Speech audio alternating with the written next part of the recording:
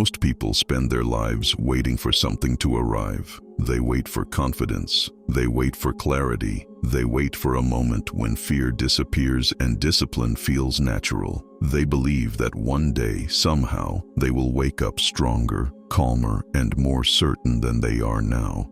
But almost no one tells them the truth. Nothing arrives.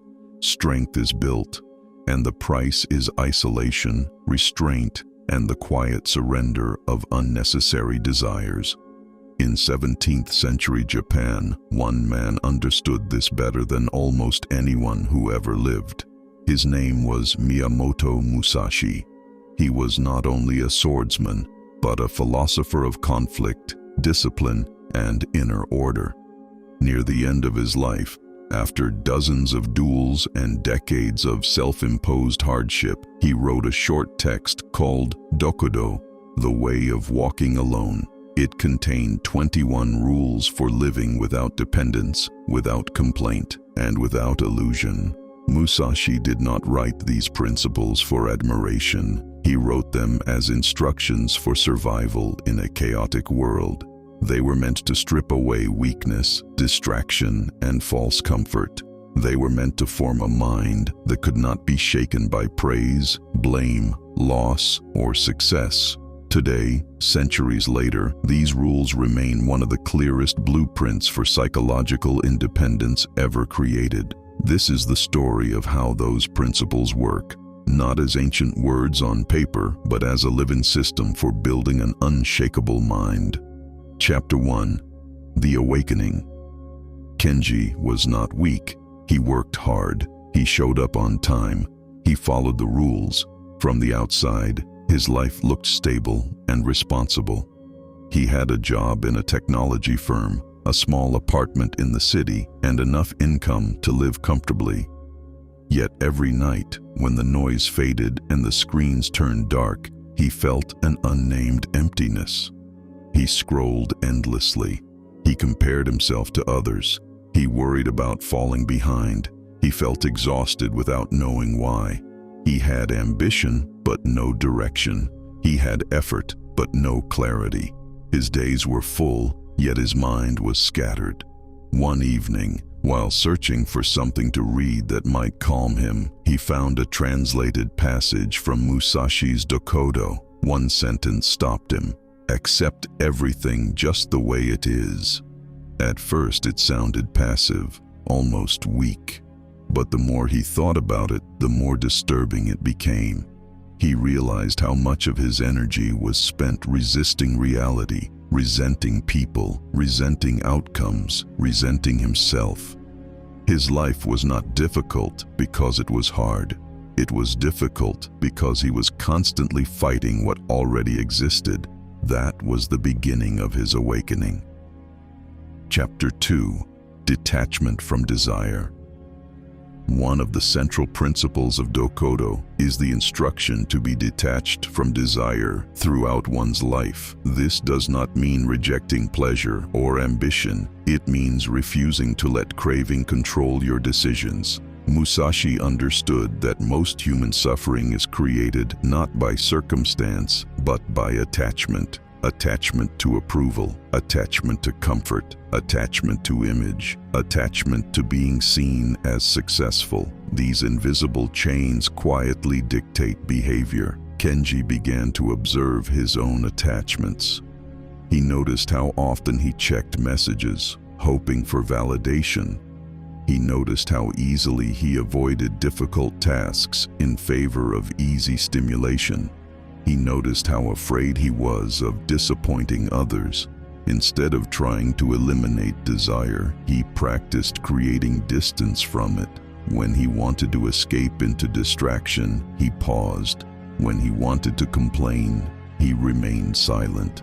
When he wanted praise, he focused on improvement instead. This small separation between impulse and action slowly rebuilt his sense of control. He was no longer a servant to his moods.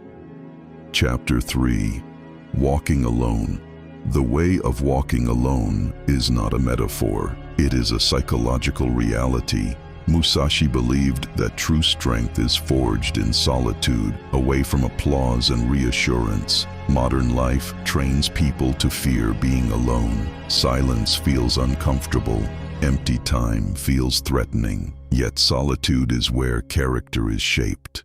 Without witnesses, there is no performance, only truth. Kenji began waking up earlier than everyone else. He trained alone. He studied alone. He planned his days in silence. At first, it felt lonely, then it felt liberating. He was no longer competing for attention. He was building himself in private. He realized that dependence on social reinforcement had weakened him. Independence was restoring him. Chapter 4. Eliminating Excess. Musashi advised his followers to have no unnecessary possessions and no unnecessary habits. This was not about poverty. It was about precision. Every excess drains attention. Every cluttered environment weakens focus. Every unnecessary commitment steals energy. Kenji began simplifying. He removed apps that wasted time. He reduced social obligations that provided no meaning. He limited entertainment. He organized his space. He structured his routines. This was not minimalism for aesthetics. It was minimalism for mental clarity. As his environment became simpler, his thoughts became sharper. Discipline was no longer about force. It was about design. Chapter 5. Non-attachment to the body. One of the most misunderstood rules in Dokodo is the instruction to not seek pleasure for the body or fear discomfort. Musashi was not rejecting health. He was rejecting softness. He understood that comfort weakens resilience. Kenji changed his relationship with discomfort. He stopped avoiding fatigue. He stopped negotiating with laziness. He trained even when tired. He worked even when unmotivated. He learned that discipline is not heroic. It is repetitive. It is boring. It is reliable. And through repetition, identity is formed. Chapter 6. The Silent Code. Bushido, the way of the warrior, emphasized honor, restraint, and emotional control. Dokodo represents its internal dimension. It is Bushido applied to the mind. Musashi warned against showing emotion unnecessarily, not because emotion is wrong, but because uncontrolled emotion reveals weakness. Kenji practiced restraint. He spoke less, he reacted slower, he listened more. He learned to observe his thoughts without obeying them. Silence became his shield. Presence became his weapon. Chapter 7. Accepting Death. Perhaps the most profound rule in Dokodo is the instruction to accept death. This was not morbid. It was clarifying. When a person accepts impermanence, fear loses power. When loss is expected, attachment weakens. When endings are acknowledged, time becomes precious. Kenji reflected on this daily, not obsessively, but honestly. He stopped postponing important actions. He stopped tolerating mediocrity. He stopped wasting years. Awareness of finitude made him serious. Chapter 8. Identity through discipline. Over time, something subtle changed. Kenji no longer needed motivation. He no longer needed encouragement. His actions were no longer negotiated. He did what needed to be done because that was who he was. Musashi believed that discipline is not a habit. It is an identity. When principles are internalized, behavior becomes automatic. The 21 rules were not constraints. They were architecture. They built a structure strong enough to withstand chaos.